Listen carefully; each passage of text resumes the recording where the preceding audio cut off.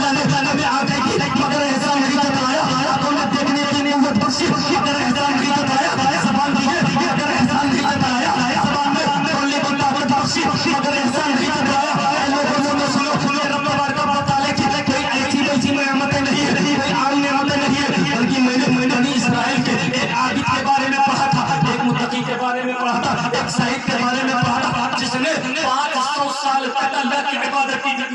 500 سال کی اللہ کی عبادت کی تھی۔ رب تبارک و تعالیٰ کا حکم ہوا، اے فرشتوں سنو سنو، اس عابد سے میں محبت کرتا ہوں، میں اس سے پیار کرتا ہوں، میں اس کو چاہتا ہوں، یہ میرے نظر میں میرا مقبول ہے۔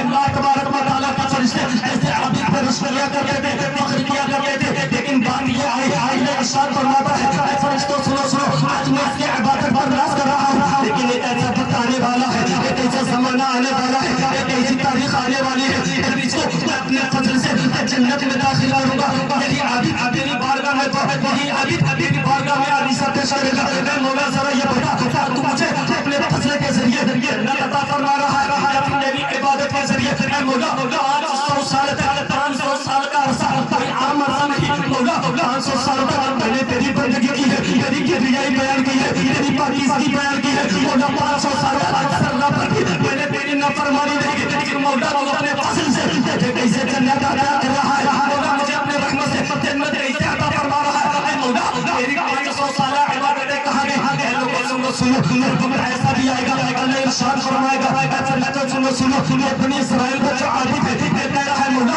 تیری 500 سالہ عبادت پر ہمیں فرشتوں سنو میں نے اس کو ایسی نعمت عطا فرمائی ہے، ایک میزان عمل لگایا جائے، میزان عمل پر ایک طرف کے 500 سال کی عبادت کو رکھا جائے اور دوسرے طرف اس کے ایک آنکھ کو رکھا جائے۔ اللہ تبارک و تعالیٰ کے حضور اللہ اکبر کبیرہ سے اس عابد کا معاملہ اللہ تبارک و تعالیٰ کے حضور حاضر ہوگا، اللہ تبارک و تعالیٰ فرشتوں سے ارشاد فرمائے گا، فرشتوں سنو کہ ایک آنکھ کو میزان عمل کے ایک پلے پر رکھو، 500 سالہ عبادت ایک پلے پر رکھو۔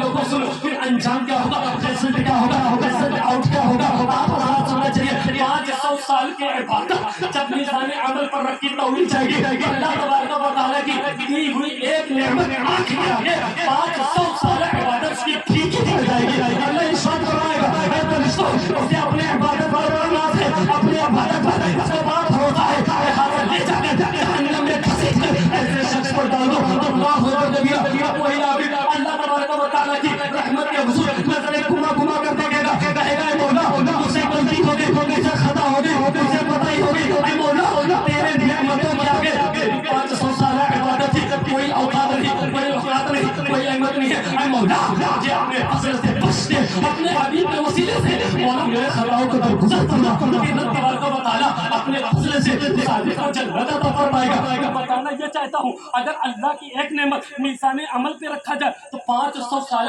عبادت بھی کسی کام کی نہ رہ جائے۔ کہ خوشگیدہ مسلمان بتانا یہ چاہتا ہوں کہ اللہ تبارک و تعالیٰ کی اتنی عظیم نعمت ہے، لیکن اے لوگوں میں بتانا یہ چاہتا ہوں اللہ نے تمام تر نعمتیں عطا فرمائی، لیکن جب میں نے قرآن پڑھا یہ باتیں ذہن میں بار بار گردش ہونے لگی، مولا تو نے وقار عطا کیا، احسان نہیں جتلایا، عزت عطا کی، احسان نہیں جتلایا، جسمانیت عطا کیا، اگر احسان نہیں جتلایا باپ کا پیار دیا، اگر احسان نہیں جتلایا بھائی جیسا بازو دیا، اگر احسان نہیں جتلایا اگر جوانی عطا فرمائی، احسان نہیں جتلایا مگر جب بات آئی آمینہ کے لڑکی، جب بات آئی پاپا جانے رہنے کی، جب بات آئی پورے کائنات کی، جب بات آئی میرے تاجدار کی، جب بات آئی دنیا کے جگر پارے کی، جب بات آئی آمینہ کے دلارے کی، کہ رب تبارک و تعالیٰ نے اپنے کلام تبلیغ میں ارشاد فرمایا لقد من اللہ اذا بعث فیہم رسولا، رب تبارک و تعالیٰ نے نبیوں پر احسان کیا، انہیں میں سے ایک عظمت والا ان کے پاس رسول بھیجا۔ پتہ کیا چلا دنیا کی ساری نعمت ایک طرف مگر رب کی محبوب والی نعمت ایک طرف۔ اللہ ارشاد فرماتا ہے وَأَمَّا بِنِعْمَةِ رَبِّكَ فَحَدِّثْ، وعلماء محققین و محدثین اس آیت کے تفسیر میں ارشاد فرماتے ہیں جس نعمت کو دے کر اللہ احسان فرما رہا ہو، احسان جتلا رہا ہو، اسی نعمت کے ذکر کرنے کا اللہ حکم فرما رہا ہے۔ اور پتہ کیا چلا نبی کا ذکر کرنا، نبی کا ذکر کرنا، نبی کا تذکرہ کرنا، نبی کی یاد منانا، نبی کا میلاد منانا ہے، سنت حضرت الہی ہے، یہ اللہ تبارک و تعالیٰ کی سنت ہے. یاد رکھیے آپ. سمجھ گئے نا بھائی؟ آپ حضرات کو الجھن میں آنے کی ضرورت ہے. اے لوگوں اپنے مقدر پر ناز کرنے کی ضرورت ہے. اب یہ تو قرآن ہوگا. آئیے میں حدیث سے پیش کر دوں. ایک حدیث میں سنا دوں، آپ کا ایمان تازہ ہوتا ہے کہ مطلب سبحان اللہ. میں اپنا کلیجہ آپ کے حوالے کروں. اپنا کلیجہ نگاہ رکھو، مطلب بولو سبحان اللہ. سبحان اللہ. سبحان اللہ. نبی کا ذکر کر رہے ہیں نا، نبی کا تذکرہ کر رہے ہیں، نبی کا تذکرہ کر رہے ہیں. لوگ کہتے ہیں نبی مر کر مٹی میں مل گئے، نبی مر کر مٹی میں مل گئے. جب نبی مر کر مٹی میں مل گئے ان کا ذکر ان کی خوشیاں کیوں ملا؟ ان کا تذکرہ کیوں ملا؟ ارے مرا تو تمہارا نبی ہوگا، مرا تو تمہارا نبی ہوگا. ہمارا نبی ابھی زندہ تھا، آج ابھی زندہ ہے.